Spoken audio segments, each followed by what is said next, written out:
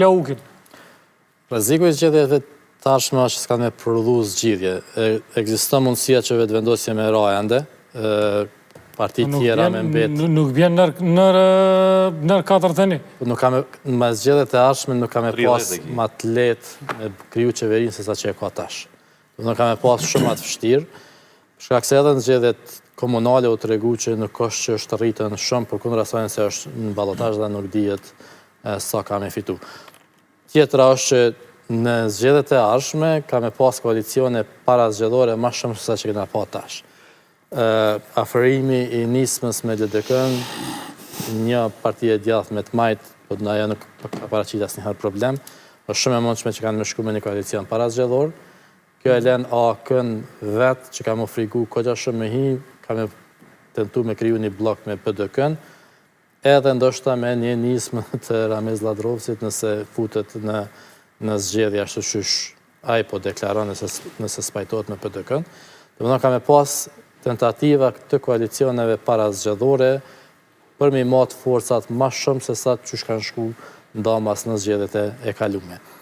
Tjetra është që pajtohen edhe unë besoj që nuk kam edhe ndërheqje presidentja për shkak se nëse dihet që edhe në prill ka me pas zgjedhje, pse me shkurtu mandatin e saj kur mundet me dërgu deri në fund edhe prap me hyrë në zgjedhje si dikush që e ka përfunduar një mandat plot qeveris, se me rreziku ndoshta këto zgjedhje të dhjetorit pozitin e saj edhe jo me pritën. Se me shku zgjedhje në prill nëse për shembull tash çka ndryshon deri në prill. S'po kuptoj.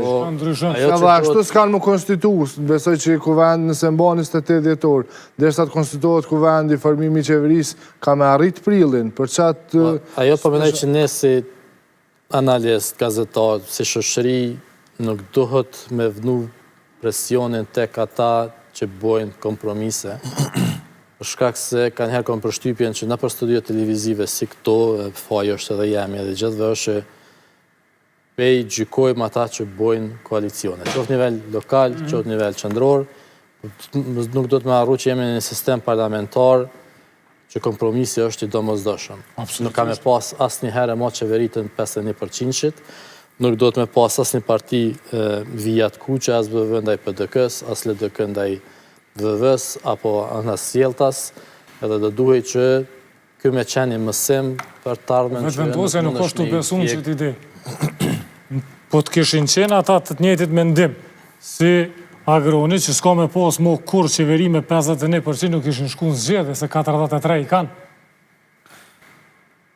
Po përmënaj, para se me kalu kolegut, përmënaj, ata kanë pas besim që i kanë përmi 51%, për shkak se sondazhet më herët para zgjedhjeve të nënshkrutit i kanë qitë 57%, 55%, po tash e kanë matë vetën që nuk e kanë ato dhe është rreziku me radha më poshtë, nëse vetëvendosja i shkon e bindun që është më mirë tash, nuk e kish bo as këtë kalkulim, i shku shumë herët në zgjedhje, edhe e din që nuk ka me mujtë me siguru ma shumë vota, edhe për dallim prej LDK-s edhe PDK-s që mundet me pas alternativë me bo koalicione para zgjedhore, vetëvendosja nuk e ka askand, i ka guxon edhe alternativën, por nuk ka një parti tjetër që mundet me tonon eja edhe bojmë zgjedhje.